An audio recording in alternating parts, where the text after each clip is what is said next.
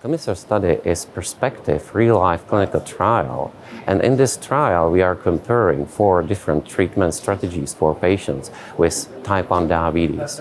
It is a long-term trial and we have 3 years follow-up in this trial. So basically we have 4 groups of patients. The first is the group with MDI and SMBG. The second, CSII, which is insulin pump with glucometer. The second is MDI and 3-time CGM. And the final group initiated insulin pumps with 3-time CGM. In this trial, we are showing that there was no significant improvement of A1C in the first group of patients with little bit basic kind of treatment, which is MDI and glucometers. The second group of patients with insulin pumps and SMBG did slightly better. However, this improvement disappeared after 1 year of follow-up, and at the end there was no significant reduction of A1C. Patients with MDI and 3-time CGM had markedly improved their A1C, and the similar was true also for the final group of patients with CSII and 3-time CGM. So this study is clearly showing us that improvement with 3-time CGM is stable throughout 3 years, which is, I think, very important finding from this trial because this is the longest CGM trial ever. And the second is that it is not so important how insulin is delivered, but what is more important is how patients monitor their glucose. So basically, the aim was to compare 4 different treatment strategies in long-term follow-up.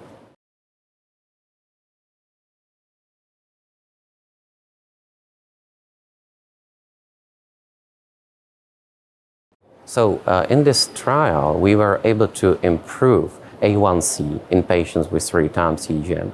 We were able to improve the most important outcome for patients with glucose sensors, which is now time in range.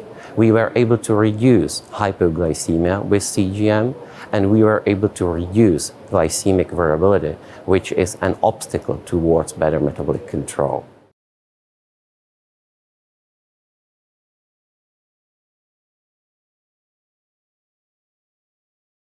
Basically, one of the most important limitations for someone is that we had real-life clinical trial, prospective real-life clinical trial. So this was not randomized trial, but it reflects everyday practice, and that's why we decided to go for a real-life clinical trial. But most importantly, this was also a recommendation of our payers. So after we published 1 year follow-up in this trial, we had negotiation with our payers and we were able to succeed throughout these negotiations.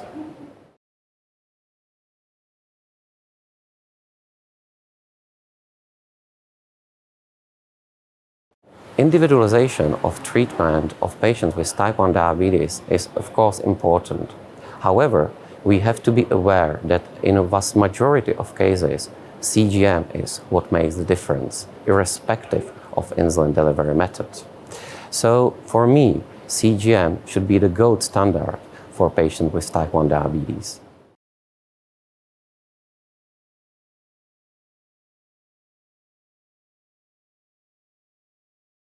There are several barriers of 3-time CGM.